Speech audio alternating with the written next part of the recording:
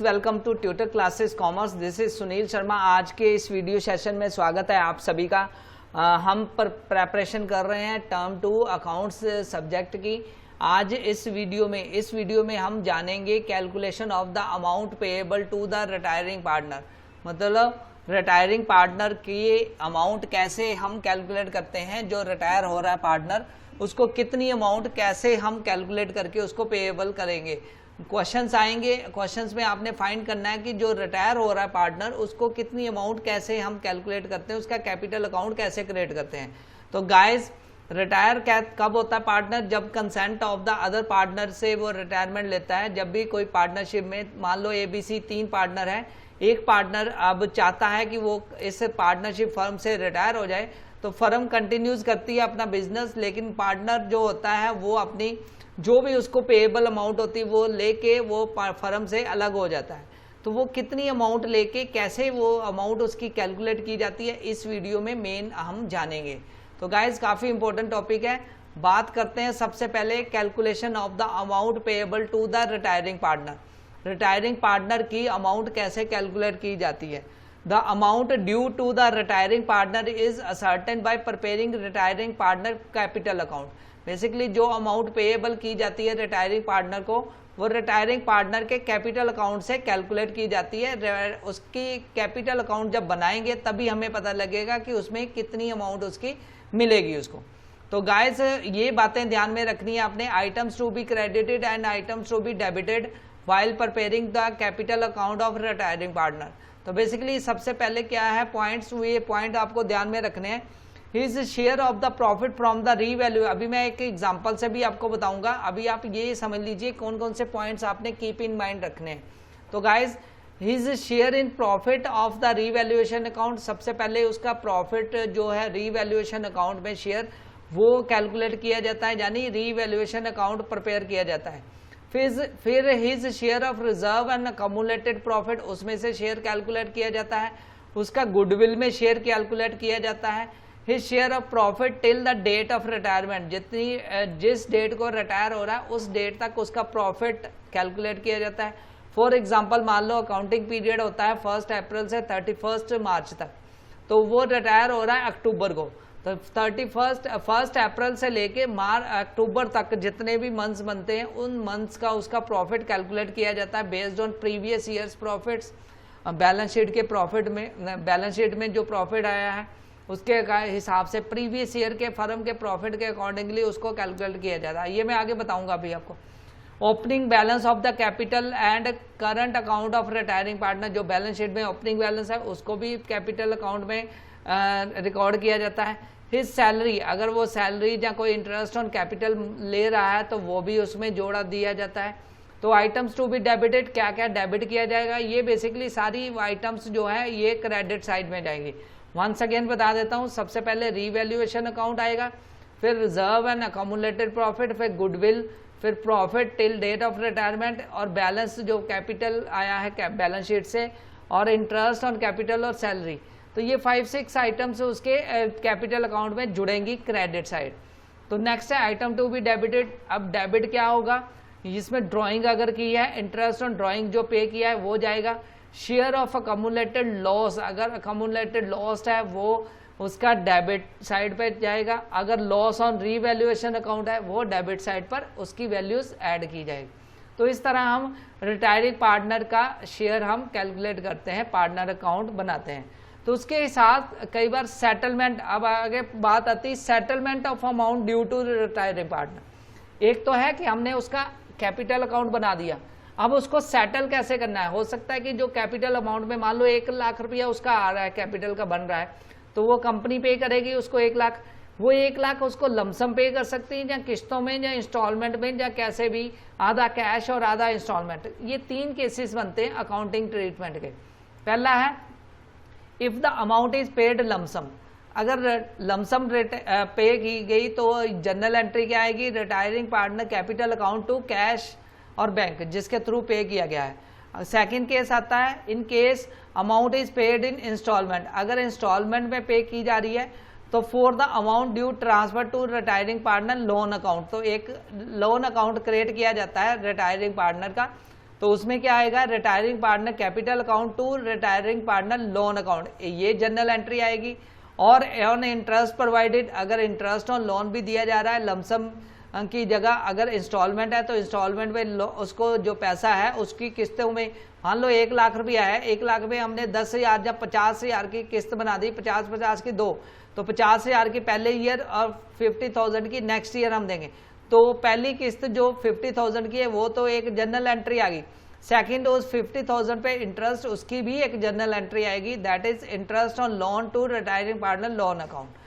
तो ऐसे हम 2 इयर्स का सेम एंट्रीज हम पास करेंगे। On the payment of instalment with interest, अगर इंस्टॉलमेंट और इंटरेस्ट दोनों पे कर रहे हैं तो retiring partner loan to cash at bank, जो भी है टू बैंक अकाउंट या कैश अकाउंट, वो यहाँ पे एंट्री आएगी जनरल एंट्री।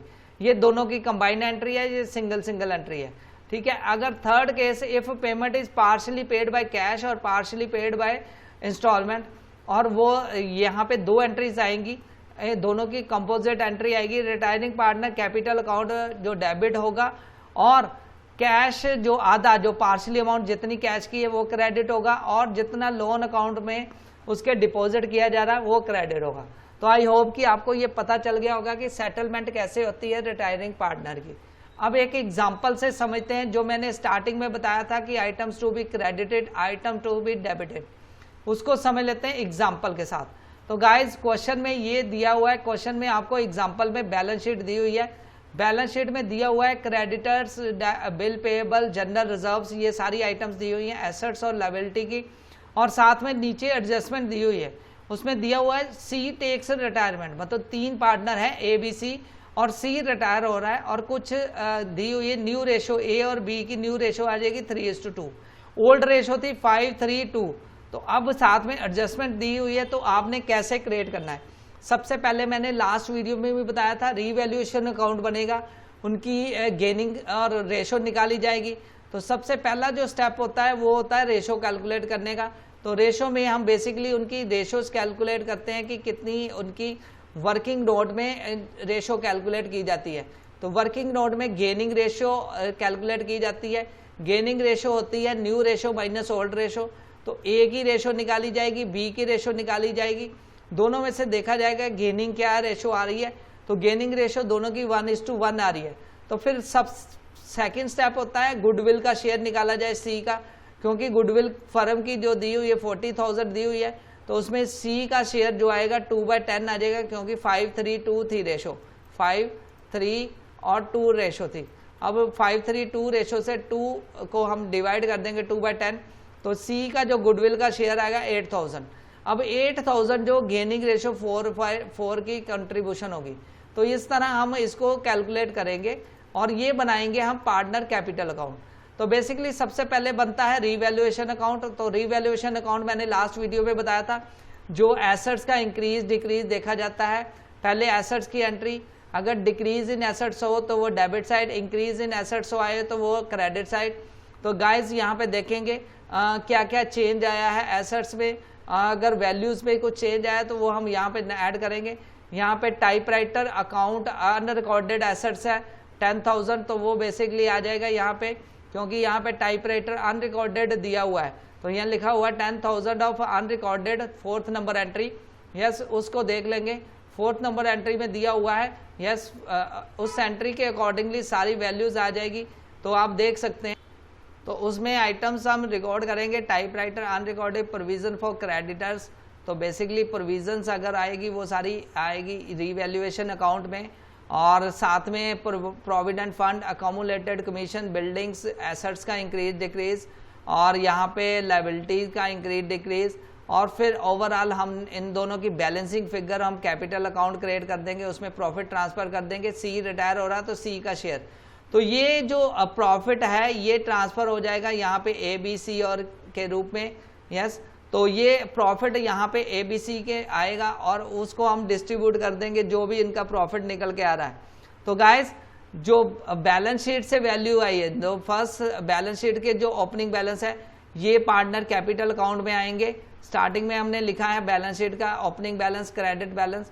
तो ये ओपनिंग क्लोजिंग हम उसका बैलेंस शीट में, बैलेंस शीट से जो बैलेंस है that will be transfer to the capital account यहाँ पे 40,000, 30,000, 30,000। तो नेक्स्ट जो आइटम्स आएगी वो एडजस्टमेंट के अकॉर्डिंगली आएगी, वो जनरल रिजर्व जो है बैलेंस शीट में that will be used. Okay, next जो आएगी आइटम जनरल रिजर्व की डिस्ट्रीब्यूशन हो जाएगी उनकी रेशो के अकॉर्डिंगली। नेक्स्ट आएगी रिजर्व फॉर कंटिजेंसी, तो रिजर्व फॉर कंटिजेंसी ये भी उसमें बैलेंस शीट से आएगा 20,000, इसकी भी डिस्ट्रीब्यूशन हो जाएगी उनकी रेशो के अकॉर्डिंगली। नेक्स्ट जो आएगा workman compensation fund that will also distributed according to their ratio. तो नेक्स्ट आएगा कैपिटल अकाउंट, तो ये बेसिकली गुडविल का है। गुडविल 8,000 निकल के आई थी, तो वो गुडविल ए कितना कंट्रीब्यूट कर रहा है, बी कितना, क्योंकि इक्वली कंट्रीब्यूट कर रहे हैं तो सी को 4,000 कंट्रीब्यूशन आ जाएगी। नेक्स्ट जो है वो अगर यहाँ पे जो पार्टनर है रिटायरिंग उसकी मैंने बताई जो कि क्या आइटमें डेबिट होंगी क्या क्रेडिट होंगी। डेबिट हमने बताया drawing interest, share of accumulated loss और लॉस ऑफ रिवैल्यूएशन अकाउंट। तो यहाँ पे जो भी इसकी इन्वेस्टमेंट है, लॉस है, प्रॉफिट एंड लॉस आ गया, तो सी का कैपिटल अगर कुछ ने कंट्रीब्यूशन हुई है तो वो आ जाएगा। तो सी का लोन अकाउंट अगर इंस्टॉलमेंट में है तो ये सारी आइटमें यहाँ पे रिकॉर्ड की जाएगी। तो इस वजह से आपने ध्यान में रखना है कि क्या आइटमें क्रेडिट की गई हैं, क्या आइटमें डेबिट की गई हैं। तो इस वे से हम उसका पार्टनर जो रिटायरिंग पार्टनर है उसका अकाउंट क्रिएट करेंगे और उसको डिस्ट्रीब्यूट करेंगे जो भी उसका अमाउंट बनती है उसके कैपिटल अकाउंट में। आई होप कि आपको इस वीडियो से जानकारी मिल गई होगी कि कैसे हम amount payable to retiring partner को डिस्ट्रीब्यूट करते हैं उसके कैपिटल अकाउंट में। Thanks a lot for watching this video. फिर मिलेंगे नेक्स्ट वीडियो में एक नए कंसेप्ट के साथ। आप सब्सक्राइब कीजिए ट्यूटर क्लासेस कॉमर्स को सो दैट आपकी प्रेपरेशन अकाउंट्स, इकोनॉमिक्स और बिजनेस स्टडी की बेटर वे से हो सके। Thanks a lot.